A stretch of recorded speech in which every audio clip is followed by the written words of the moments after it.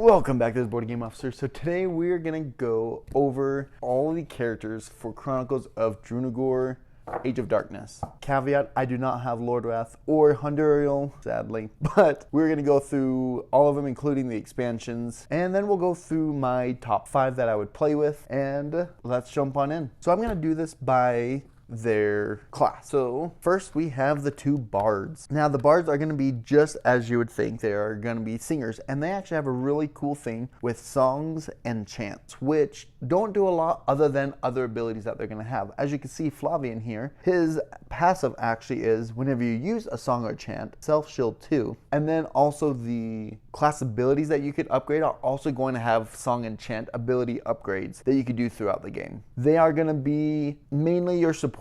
However, in this game, there's not a whole lot of just supporters in the character themselves. These definitely have more support-like abilities, but they actually still can be pretty good hard hitters. Also, I just want to caveat, I've played 90% of these characters, but I have seen every single character being played, right? If I play with my friends, they've played them. There's been a few that I myself have not played, but I've been at the table while someone else has been playing them. So I do want to caveat that I have played all of these at least, or at least seen them been played overall. Some more than others, but so the Bard is actually really not a bad way to go.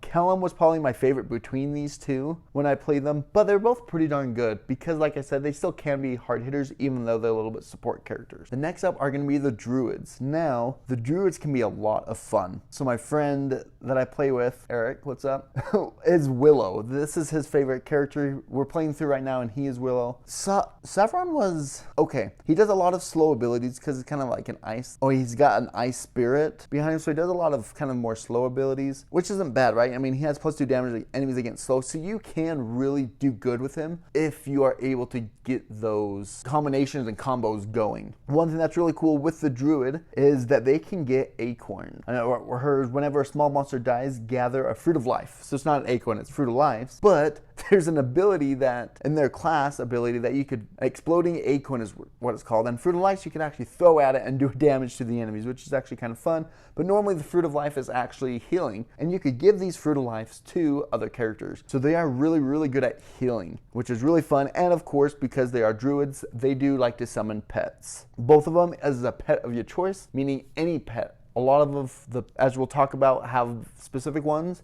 Druids is one of the ones that you can have any pet you want. Whether you want the dog or whether you want the dragon, you could have it. So they're really quite fun that way. Now the warriors. Now the warriors are just as you think. They're going to be your melee characters. They, I want to say, more of a simplistic type of play style, but they're still good, fun hitting. They both can cleave, which is really cool. Makes sense with their big old axes. Really thematic. I really like these warriors. If you like your melee characters, these are not bad. Now your assassins. If you like to throw conditions on enemies, these are your characters, especially obviously poison. That makes sense. But these are awesome. Shadow is probably my favorite between these two, but honestly, Elros is not bad whatsoever either. I had way fun with these. On top of the poison that you're doing, and then Shadow stealth, and then if you have stealth, you do +2 damage, which you already get double damage from if you attack with your in stealth. So you could do, base damage is 3, +2 with stealth, and the double damage of stealth. So you're doing 10 damage with a normal attack with Shadow, which makes sense with an assassin, right? But really, really cool. You've got a lot of stealth, a lot of poison going on. These are fun melee characters to play with. Even actually, it's really cool even with Shadow. She's melee, but then she even does have one range. She starts with one ranged ability, which is super cool. All right, now you're gonna see my colors come out. I don't know what that means, but the Sorcerer, Scar,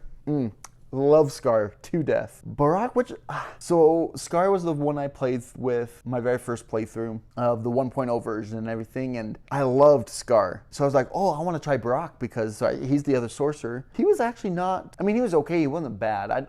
There was not a single character I disliked in here, but he was not the same extent as Scar. So between these two, I would 100% say go with Scar if you want to try a sorcerer. But either way, their ability is you get to hold curse cubes instead of putting a cube on an ability. You get to hold on your board as a wild cube. You could use that wild cube to activate any ability, and any number on that ability is doubled. So Scar, right off the bat on chapter 1, very first thing, you could put a wild cube on your darkness bolt. +1 hit, +2 damage, and slow. All that is doubled, so it's actually a +2 hit, +4 damage, and slow. So you're doing 7 damage with 1 attack right off the bat on chapter 1, which is amazing. And then his upgrade abilities just get even more wild. So sorcerers can be way fun. Scar, by far, if you're gonna do a sorcerer, play Scar. Now we have our mages.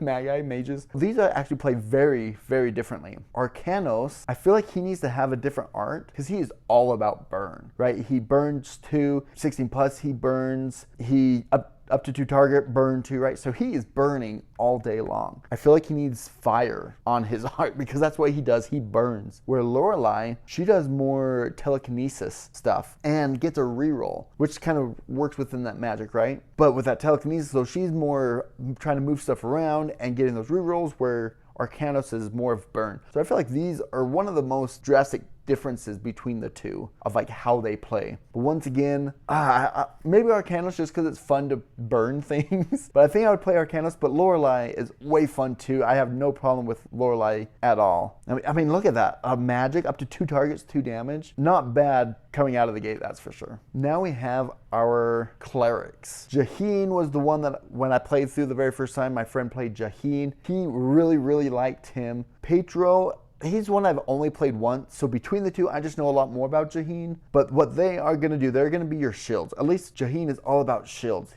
My friend always had 4 shields on his board almost at all times. Pedro is a little bit more about cleansing, right? I mean, he starts off with a heal 1, cleanse 1, and a hit, right? So that's super powerful just starting off. And then his battle focus 1 and cleanse 1. So you have your shield guy and you have your cleansing guy, which fit really, really good within the cleric world. So now the monk, there's only one monk here. She's all about damage and attacking. I mean, right off the bat, she gets +1 damage, +1 damage. Her 2 attacks get +1 damage right off the bat. And +5 to hit? +5 to hit right off the bat? That's crazy. I mean, it's a 7. That means you could only miss on a 1 or a 2 right off the bat. Crazy. And then if you play her as the defender, so she gets a little bit more health, but her abundant steps is you can, after resolving an attack action, you may self-move 2, which comes in clutch if you're playing as monk. I've seen some complaints about the monk, but she's actually honestly one of my favorites. She's in my top 3, honestly, because of that abundant steps. Because, I mean, look, she's got 2 melees and a ranged attack right off the bat. So you could run up, do a melee attack, right? So if you're like 3-way, you can't do a ranged attack. So you move up 3, you do a melee attack, and then you do your abundant steps, jump 2 back, and then you can do your big old range attack. So you can do both of these +1 damages. That's 8 damage right there when you are out. And that gets a reroll. Like, absolutely love her. But being the defender is almost crucial because it kind of puts her up a little bit more front. The extra 2 health that you get from being the defender is very nice. But still, I absolutely love the monk. One of my favorites. Now we have Devron once again. I don't have Lord Wraith, so I don't have the 2 Shadow Knights. But Devron, he actually was disappointing. I wish I remember why. So, this is why. So he has a special ability that you can, that for however many curse cubes you have is what X equals. Yet, look at this board. Do you see any X's? Not a single ability has an X on it. That means his special ability does not even come into play until you start upgrading your abilities, which is, I think that's why, because I just played one scenario with him as well, and I was pretty bummed out because of that, because I was like, oh, this is going to be cool because curse cubes are going to kind of help you, whatnot. But it's like, no, right off the bat, it does absolutely nothing until you upgrade your abilities. Even then, it's only a handful. So that's why I was kind of sad about him. But he does get to activate the pet dragon, which is legit, right? As you see, this is one that is only the dragon, but that's pretty darn cool. That dragon is definitely the best pet, in my opinion. But, so he's not bad. Once again, I didn't dislike him. I was just sad because his ability doesn't really do much right at the beginning. Next up is Maya, the Human Ranger. Once again, I don't have Honduriel, which is sad because between the 2, I would definitely pick Honduriel. Honduriel was sweet. I was able to play him up on TTS. Actually, I think I have a playthrough on my channel with Honduriel, but she is one that you could activate an eagle or a wolf pet. So she's one where she can summon some pets, but right, it's not any pet at all. She's gonna be your trap.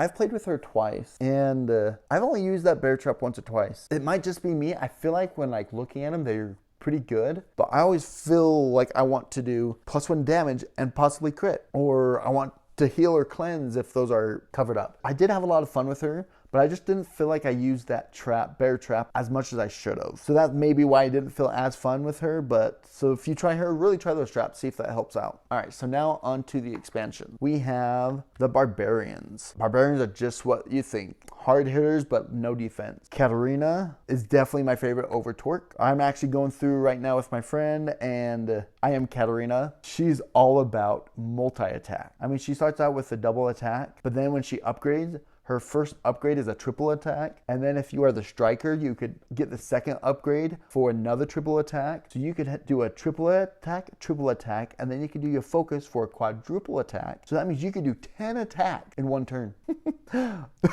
Amazing. I love Katarina. Mainly for that. He is going to be more of your plussing damage and hits, right? So she's all about multiple attacks. He's all about high damage attacks. And I just don't know. Attacking a lot's fun. So she's my favorite over here. Their special ability is they can get Furies, and you can spend 1 Fury to add a damage to your attack. So I mean he's already starting with a +1 damage and a +2 damage, and if you plus your Fury, that's +3 damage, +2 damage. So he's coming in hard hitting for sure, and it's crit 16 plus. Hard hitting, hits a lot, kind of with the Barbarians. And last but not least, we have our Paladins. Now these two are going to be a little bit opposite in the way that they are built. Meaning, Drassic, when he starts out, he really only has 1 main attack. He's got 1 weapon and 1 magic, and she's got 3 weapon and 1 magic, right? So he starts off feeling a little weak. But when you level him up, that's when all of his strong attacks come in. So he's more support character starting off, and he builds up to be a really hard hitter character. Where Jade, on the other hand, is exactly opposite. She starts off having excellent hitting and damage stuff, but most of her upgrades are more support upgrades. So they're kind of backwards there, where they're both support and attacky, that's a word. But depends on how you want to start and how you want to build your character. I mean, I'm sorry, but Drassic looks freaking sweet. He was definitely the first hero that I painted. I use speed paints, so it looks kind of good, but then not the best. Like, oh, you almost look like you know what you're doing. But then you look up close, you're like, oh, yeah, you're still a noob. But so really between the two, I really don't mind either one. But with Drassic, you're definitely gonna need to be either the striker or the defender if you want more weapon attacks. All right, so now what would I do if I had my top 5, if I were to play 5 characters? Actually, no, this is what I'm gonna do. I'm gonna go from true solo up to 5 characters, and these are the ones in order how I would play for sure. So right off the bat, my favorite one, if I was playing true solo, Gar all the way. What I would do with him, I would be the defender with him. Therefore, I can make sure I go first, and I could get that extra +3 HP, so I could get that extra health because he's gonna need that. But that's gonna give him the health and give him the attacking power. True solo with Scar all day long. Now, if I was playing with as 2 heroes, my next hero would be Katarina. So Katarina, once again, like I said, she's already got 12 health, so she's up there. Put her as the striker. So you've got a defender up top and a striker at the bottom of the initiative track. You've got both of them are gonna be hard hitters. She's gonna hit a ton. This is gonna be a dynamic duo doing a lot of damage right there. Now, if we had a 3rd character come in, I would throw in Sun, because yeah, I like her that much. I do think she's gonna be better at that 3-player, because she is going to get attacked a lot. So if you have 3 plays, you've got a little bit more characters around you to help take some damage. But playing her, if Scar's going to be the defender still, no, I probably would switch Scar from the defender and put Sun as the defender, because that's going to give her another reaction as well as that plus HP. And then I put Scar as the controller to give him some more magic attacks. Now, if I was playing with 4 characters, I would bring out Willow. Now, so I'll be honest, these 2 are switchable, because the one thing that I really like about Willow is she could summon any pet. Those pets aren't like game breaking whatsoever, but sometimes they can do so well. I don't know why it is. Enemies seem to always have 1 health left no matter what you do. Pets have come in clutch with that, where they'll come in and do that 1 or 2 damage needed to finish off that enemy so they don't attack us. And so that's why I just love Sun so much. So that's why I put Sun as number 3 in a 3 character. But I don't think you would go wrong to switch that and put Willow as 3rd and Sun as 4th. And for my 5th character, I would put Arcanos. Mainly him because of that burn. You want someone on your team that you could deal out passive damage, right? Which burn is the best passive damage damage for sure, other than poison, I guess, just because it trickles down. It's easy to get more of. Usually poison is a little bit harder to get up. With him, it's easy to get 4 burn, and then he's gonna burn for a few turns, so he could come in good with all those extra conditions there. And if you couldn't guess, I pretty much did my top 3 right here. First place, second place, third place for my favorite characters out of all of these characters. Let me know what you guys think of your characters, right? Let me know what your opinions are. I'm super excited. Apocalypse should be sending soon. So that's why this is kind of coming out, because I'm excited for that. So let me know what your thoughts on these characters are, and I will see you later.